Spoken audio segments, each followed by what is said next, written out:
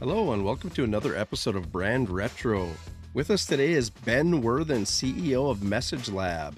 Message Lab is an award-winning agency that combines journalism, data, and design to create content that resonates with any audience. Having studied more than 1 million people engaged with online content, Ben is the go-to expert when it comes to customer engagement and brand storytelling. Ben, welcome to the podcast. Thanks for having me. Yeah, start out, tell us a little bit about Message Lab and what you do. Message Lab is a content marketing agency, and I realize everybody everywhere is a content marketing agency these days, and content is everything.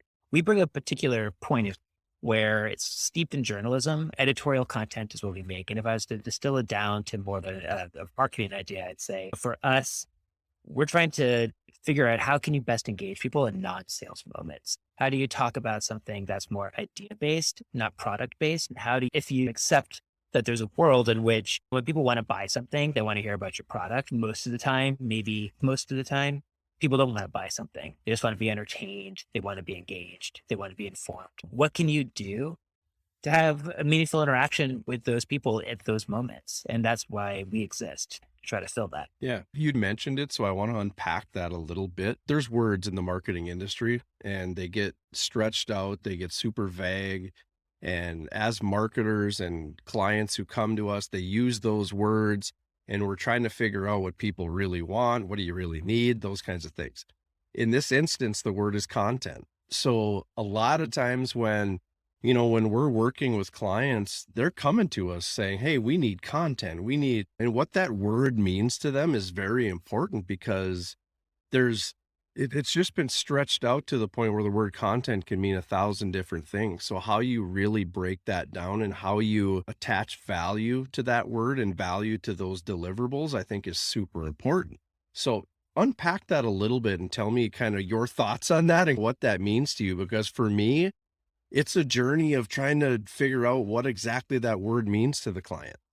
Yeah. And I think to take it a step further, it has been only through a decade, maybe a little bit less of effort that I've come to feel like I could use that word. It's like everybody uses it, so you go along with it because if you try to say something else, no one knows what you're talking about. But there's a real almost pejorative sense to the word content too, because one of the things that I think I have learned or feel is that there's a lot of people who want an outcome. You're running a business. And the vast majority of people are incentivized against more sales, a higher market capitalization, more pipeline, higher brand awareness, whatever it is. And when someone is thinking about, content, and they haven't defined it more clearly than that, they're probably just thinking about some sort of mechanic to help them achieve some sort of outcome. But the reality is that most of the time, they really just care about the outcome. They don't really care about what is the best strategy to get there. If someone's coming to us and saying content, yeah, there's this almost like this game of narrowing about what do you need that we're trying to do. And I think we tend to we spend a lot of time thinking about content. We spend a lot of time thinking about how people encounter things in the world, what they do. And the reality is that there's a lot of stuff that would fall broadly into the world of content that we don't do. We exist for a very specific purpose. If you want to do a journalistic publication or something that resembles a journalistic publication for your brand, for your company, and you want to engage people the same way they're engaged when they're finding a cool article that they want to read or watching a cool video, then we're your folks. That's what we do. The world of content, as we're talking about it here, it could be a JPEG. It could be a little GIF. It could be your product pages content. And we just don't do some of those things. Yeah, but we have a lot of strong opinions and points of views about how you use journalistic storytelling as a device that's sort of a non-traditional way to expand the universe of moments where you can interact with people. Yeah. So for me, I'm going to throw this out there because I want to pivot and play off some of the things that you mentioned, but for me, just to simplify it and to put it in context so that the client, the customer, the user can understand is that content's a vague term. I think there's got to be buckets associated to it. So sometimes it's for the benefits of branding. Sometimes it's for the benefits of sales. Sometimes it's for the benefits of metrics because you're trying to drive your numbers or do certain things. So it's important from a customer standpoint to understand what content means to you and how many buckets are you worried about? Because there's a lot of different things going on within a marketing plan. But one of the things you mentioned is obviously the storytelling aspect, which I think is uber important from a branding perspective, but it's also your kind of journalistic strategy behind the scenes. So from a journalist standpoint, and using that strategy, how does that change your approach to content? How do you use that to elevate the client's deliverables, the content, the different things that they're doing from a brand perspective? Yeah, no, it's a great question. I appreciate the opportunity to talk about it. So just for background, I was a reporter at the Wall Street Journal and other places too, many years before going over to the other side and marketing. And when I was a reporter, I would be on the receiving end of pitches from companies. We'd have, especially at a place like the Wall Street Journal, you have a parade of CEOs and chief marketing officers walking in, try to convince you how great they are. And I was hyper aware that my role was really as a go-between, as a filter between these people who had something that they wanted to communicate out to the world and our audience, our readers. Didn't really care about what these people were coming and saying. If you come in and you're the CEO of a widget company, like we make the best widgets. I can't go to my editor and be like, got scoop. I found the guy who makes the best widget. I'm going to get this. The question that I would inevitably get is like, why does anybody care? And as a reporter or as a journalist, you get that question enough times. Why does anybody care? Why does anybody care? Why does anybody care? That you learn, oh man, before I pitch a story, I have to figure out why do my readers care about this? And so I would effectively have to act as the translator between what it was that marketing execs and CEOs were trying to say and what it was that the audience cared about. So maybe it's going off and finding some trend that's happening among a bunch of companies that people should be aware of, or what cool things are happening in culture right now that the people I'm talking to can be a part of. And that's now in this other world in which we operate, what Message Lab is trying to help people do. We're trying to help you run the message that you're trying to say through that filter, through that lens of why does anybody care? And there's, I get asked this a lot about what is the difference, like this journalistic approach to storytelling. I don't think there's anything, so you don't have to have been a journalist to be able to think about why does anybody care. There's plenty of people who haven't had that been in a newsroom who know how to do it.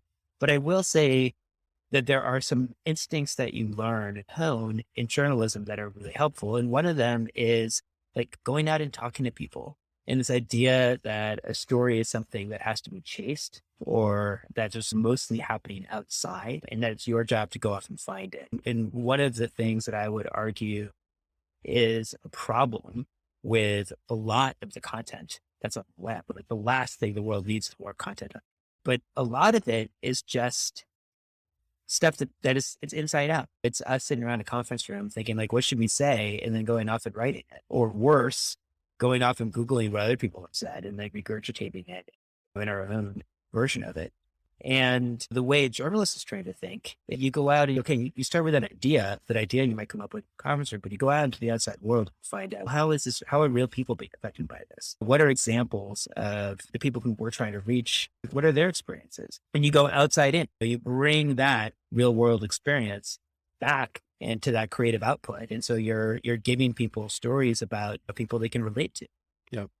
I think you use the word relate, which is perfect because it's exactly where I was going to go, is that I think it's important that, first of all, I'm sure you've learned little tactics, tips, tricks, and ways to cultivate the purpose behind the content you're creating. So when you're saying, why does anybody care? I think you probably have those skills to figure out why they don't care and figure out how to make them care, which I think is important in what we do as marketers and helping clients cultivate that path for quality content. But what I think is great about what you said as well is I think there's a relatability factor in there that you have to figure out, A, does it exist? But B, if it does exist, how do I throw a little gas on that fire to make sure that it's obvious to people? Because so many times, sometimes the message is too slick or the content is hidden in a way where it's not super obvious to people. So to make sure that's obvious and recognized by people and the relatability is at the forefront is really important in the process. And I think it's, I don't have a journalistic background, but I'm envious of your background because I'm sure there's little skills along the way that have helped you hone that craft.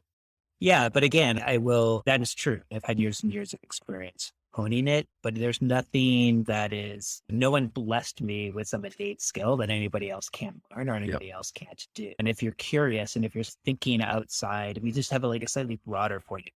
Your job is. So for instance, we've talked to hundreds of people about content. And like we started out to be like, oh, we're working for this company wants to reach small businesses. Let's go out to a bunch of small business owners. Or these people want to reach Airbnb hosts. Let's talk to Airbnb hosts or CFOs or VPs of engineering at 100% web-based companies. Like we've done this all, right? And eventually we realized, you know what? When we ask people about what they value in content, like everybody says the exact same thing.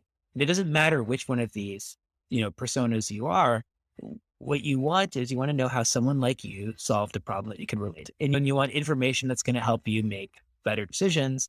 And then you just want to be made aware of things that are going to be important to you that you just don't know about now. And if all you ever do is use those three groups, then you're going to probably that's like a cheat sheet for hitting that note. And if your first one had someone like me solve a problem that I could relate to, the vast majority of the time as marketers, we're not the people that we're trying to sell to. We're not the people that we're trying to engage, but we can find them and we can talk to them and we can be the conduit. As a journalist, you're really the conduit between things that are happening in the world and your readers. And if as marketers, we act more like a conduit and less like the messenger, we can hit that same note. Yeah. I think we're syncing up on the same page, because that was going to be my next kind of comment, was that the part we have to remember, or the part that the client or the whoever the company is, the part they have to remember is that they're not always their target audience. And a lot of times when we're crafting these visions, we're all filled with opinion and we're all trying to put our stamp on something, but we have to remember that it's not necessarily built for us. It's built for that end consumer. So from a company perspective, how do you help companies work through that process and kind of work through those obstacles internally? Yeah, I think the first thing that we try to do, be very clear about why why did you bring someone like us in? And it's because you're trying to reach people in a way you haven't yet, for the most part, or you're trying to broaden it. And again, I think we're very clear. We are not here. Yes, we are contributing. Like, you are a business and your goal is to sell more of your product. It's always going to be the case. But we're not here to do your product marketing. We're here to layer on top of your sales funnel, reach people in a way that you haven't yet. In fact, we use this metaphor oftentimes of an idea store. Everybody knows what your product store is, but you can put on the shelves that you sell and so forth. But if you put next door an idea store where the shelves are stocked with the ideas that you have, what would it look like? What would be the things that are on the shelf?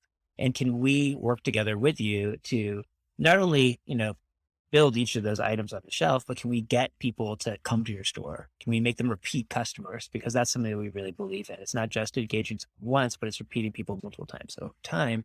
And then we believe is that if people become, repeat customers of ideas, eventually they're going to notice that there's like a door in your idea store that goes to a shop right next door where they have your products. And we'll see more people, oh, I'll check out that product store too and see what's in there. It's important to us that we're calibrated with our client that, okay, that's what we're trying to achieve.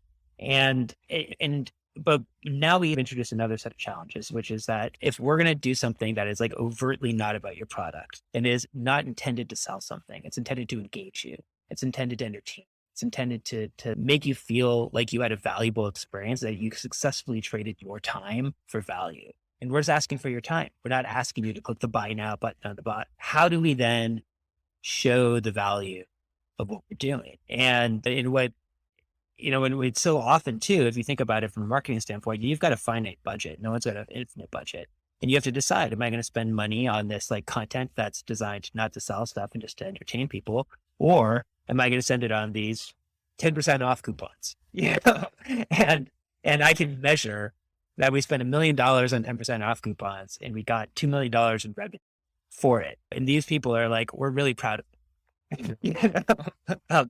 What do we do? And that's the other part of the way we approach this, which is, well, we realize that we have to play the same game. We have to be able to have conversations about like, what is the value of an interaction? And so can we use data? So sure, maybe we're not asking people to click buy now when they read a piece of content, but can we do it? Can we use data to show that people are coming back and seeing your content again? Can we use data to show that people who come and engage in your content multiple times later go on to buy something or later go on to become, and the cohort of people who engage in content are more likely to buy something over time than the people who haven't engaged with content, right? And it's not $1 million on coupons, 2 million in revenue, but you're beginning to speak the same language. You're beginning to demonstrate the value of these engagement, idea-based experiences in the same kind of language that the salespeople are using. And to go back to this thing we were talking about at the very beginning, I'm sure everybody who has been a content creator has run into the challenge of writing something or making something that they think is really cool. And then somebody somewhere says, oh, it doesn't mention the product. Can we mention the product 17 times in the third paragraph? And the people who ask you to mention the product 17 times in the third paragraph, they don't really care. They don't care about the content. They don't care about the experience of the person who's consuming the content. What they care about is that they care about driving a sale. They care about something else. And in their mind, content is just the means to the end. And if you don't have data, then yeah, you have to put the product in 17 times. But if you can show them with data, actually, we have a better chance of achieving this outcome we care about if we take this approach instead of ham-fistedly mentioning product. Those people usually go, oh, great. Fantastic. Let's do it that way. Yeah. They don't getting data is sort of the means. Yeah. They don't necessarily care as long as they get what they want. Exactly. And what they want isn't a piece of content that mentions the product. What they want is a result. So I always look at like branding, marketing as a whole, but especially when it comes to content and running ads and those kinds of things, I always look at it as a recipe. It's a recipe of ingredients with complex soup. There's going to be certain things that you put in the recipe and things that work, things that don't work. And when you find a kind of a synergy between those ingredients, that's when you continue to apply pressure, do more of that until it doesn't work anymore, and then pivot and do something different. Because most people, we just said it, but most people don't care as long as they get the result. They just come in packing whatever knowledge set they have from either previous experiences or something somebody told them. And that's enough to get them going or to at least ask the right questions. Then it's on us. It's our responsibility then to figure out how to not only make it work, but to try to replicate it over and over again. Yeah. And you just said something that I think is important.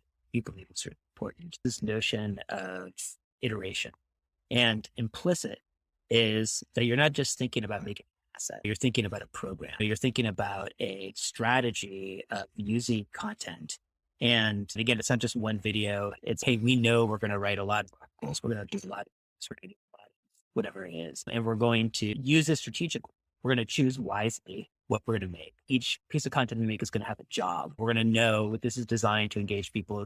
People are going to find this through search. The reality is that if you're going to try to get something through search, it's going to look a lot different than if you're trying to design something that's cool, because people have different mindsets when they're typing something in Google than when they're flipping through their feeds. So what's the point? What are you trying to achieve? But are you testing what's a better way to engage people? Or oftentimes it's do a little bit of everything. If you're just thinking about, hey, let's make this really cool thing, you lose a lot of notes. You lose the ability to think about how you're using different channels. You lose the ability to think of each piece as an experiment and to appreciate that if you're doing a lot of experimentation, not every experiment is going to succeed. Like you kind of want to have some that are failures, but if all you're doing is making like one thing and you don't have that instrumentation in the background to learn from your failures, that's a bad failure. Whereas if you're purposeful about it and you're trying to learn something, that can be a good failure.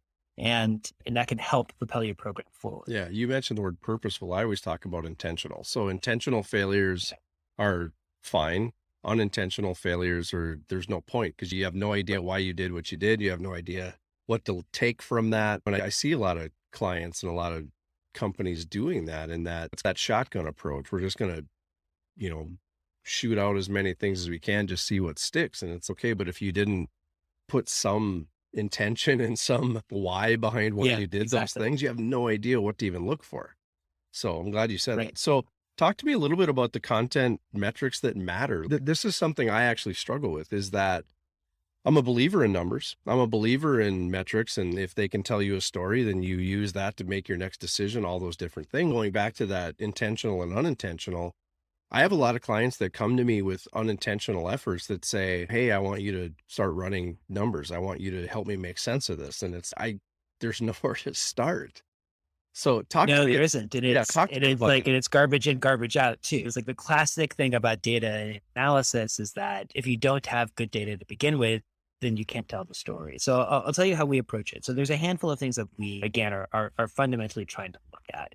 And the first thing is going back to this notion of time. If we're making a piece of content, the single first thing we're trying to do is get you to spend time with it. Again, we're not trying to sell you. We just think this is interesting because we value best measure of whether you thought this thing was valuable is whether you spent time with it. Now, there's a weird quirk in the way analytics is set up that time isn't time. And I'm not trying to go all matrix theory of relativity here.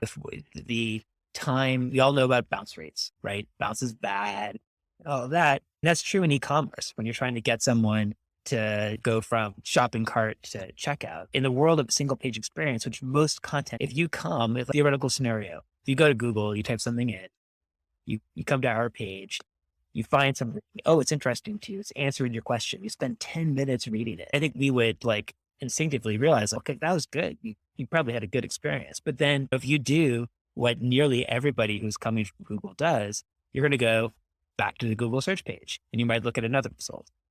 And in the world of conventional web metrics, that's a bounce to visit. And notice that we would put a X next to it. And even worse, most analytics programs aren't capturing time on that because of just a quirk about the way that they're configured. So we use a little bit of custom tracking to actually make sure that we're recording time on every single session. So if you're here for 15 seconds, if you're here for a minute, we know, even if you then go back to Google. We also have a way of sort of based on experience and sort of data, sort of prescribing meaning to how much time someone is there. So for instance, if someone leaves within 15 seconds of an article, odds are they're not making an evaluation of the article, right? Like, I don't know, you probably have never sat there with a stopwatch timing yourself, but anyone who's listening, if you're curious, click on a piece of content URL, time yourself with a stopwatch and see how long it takes you to read the first sentence. Usually it's 1, 2 is the page loading, 3, 4, where am I? 5, 6, is this a good place or is it an ugly place? 7, 8, what's the headline? And you really can't begin to read anything before you hit 15 seconds. And so one of the things that we might look at is, are people leaving in the first 15 seconds? And if so, you might have the greatest set of words ever, but you've probably done something with your user journey or your UX that is off-putting, just making people leave. Other things we try to look at are people coming? Again, we believe that it's really important to get people to come back multiple times, and you don't win the proverbial hearts and mind in what single session. You do it over time. And if they are not coming back, it begs the question, why are they not coming back? Maybe you haven't given them a way to come back to make it easy. So there's things that you can do to control there. And then we try to, wherever possible, make a connection between sort of the outcomes that matter to the client, whether that's a sale or a lead or something else. And can we reverse engineer the patterns of behavior that are more likely to lead someone to go from the world of content to the world of a sale? And can we figure out what the pattern is and then begin to try to recreate those patterns for more and more people? You begin to look at channels. Is search performing better than social? Is email lagging? Like, where's most of your traffic coming from? And then there's a lot of various other UX and UI things that you can do in order to improve the experience that people have of content, or also thinking about the kind of user journeys you're making in the content itself. Okay. So that was a really long, rambly answer, but it's a big universe. It is. And I think, and this kind of leads to my next question, but how do if I'm a potential customer or somebody who, hey, I don't know what I need help with, but I know I need help. What does that look like? How do I know that I'm ready to work with Message Lab? What tools do I have to have in my toolbox for me to be somebody that's, hey, we can work with this. Let's take off and do big things. Yeah. First and foremost, it's probably for us, at least a big appetite or some ambition is content. But again, that word again, but is reaching people in these non-sales strategically important to you? And if so, then we can figure out where you are in terms of maturity, figure out the path forward is. I think what we tend to see is, on one hand, you have people who have never done anything before. They've never published content before, but they're ready, they're raring to go. And then there's a set of steps that we have to follow through that begin with, can we just create and publish? How hard is it going to be at your organization to just make something and get it onto the internet? That can be hard. And it can be hard for reasons that have nothing to do with content. It can be internal processing and culture. It can be that the person who actually has permission to publish pages on the web is based in Denmark and you've never met them before and they're not supposed to allow you to do it. If you are creating content, again, going back to this notion of intentionality, are you being purposeful about it, or is it just a firing buckshot like you were mentioning before? And is there a way that we can be thoughtful about what your goals are, what your key messages are? Can we bring some order editorially so that there's more cohesion to this effort? And then I would say the next step is, are we instrumented to learn? Are we tagging content? Because once you reach some scale, the only way you can do analysis is through tagging things. Are your analytics configured so that you can actually capture the kind of information that's critical to doing proper analysis or generate insights? And then are you using channels to promote and distribute your content? There's plenty of people out there who are just making content, putting it on the web, but then never doing anything to drive an audience. And I think that doesn't really work. And then lastly, the highest level of maturity as we see, are you taking action based on what you're seeing? Because it's one thing to do all of these experiments talking about it to get all this data, but are you taking action based on it? And one of the things that we see is that it can be hard to take action. It's one thing you can decide that, oh, wow, no one is signing up for our email newsletter. Our CTA is way in the footer. Maybe we need to move that, to a more prominent place. But again, to go back to that team in Denmark, if you don't have the ability to actually move the CTA, it's a meaningless recommendation. That's oftentimes where culture change plays an outsized role in whether or not you can pull this off. I don't exactly do what you do, but I find myself in many conversations that kind of cross that line. And the thing that I talk with my customers about is if you're going to go down this road where you want to develop a content plan, a strategy, and there would potentially be a paid element to it, whether it be ads or whatnot, you have to be committed, first of all, and you have to be patient, and you have to be able to sit back, watch for the patterns, because a lot of times I think we just want to see some action. And when that first email doesn't hit, we want to move stuff around for the second email. And then by the third email, we don't think the first two worked. And now all of a sudden I want to do this. We have to be able to be patient, sit back and let the patterns form before you can identify whether it's the problem or the thing that's working or whatever it is. But those are some of the things that I throw at people, just that it's a journey. It's a marathon, not a sprint. Yeah, it takes patience and it takes commitment to smooth. You have to, one of my colleagues will say, it's not an orchestra, it's playing jazz. But there's still a melody, you still practice as much as you possibly can, but you also have to have the ability to improv. Yeah, I would totally agree. Tell us a little bit about where people can find you and can follow along and learn more about Message Lab. Yeah, easiest thing to do is go to messagelab.com, or if you can't remember that, just type Message Lab into Google and it'll take you there. And then you can see me, Ben Worthen, and you can find me on, which is the place that I will show up the most. Okay. Yeah, and we will also pop some of those things in the show notes too, so people will click right on it and go right to it. Great. Awesome, Ben. Thank you so much for being on the podcast. I appreciate your time. Yeah, I really appreciate it. Thanks for having me. If you'd like to learn more about CyberDogs, share your thoughts, or even ask a specific question about this episode and or the brand Retro Mindset, contact me directly at mike@cyberdogsmarketing.com.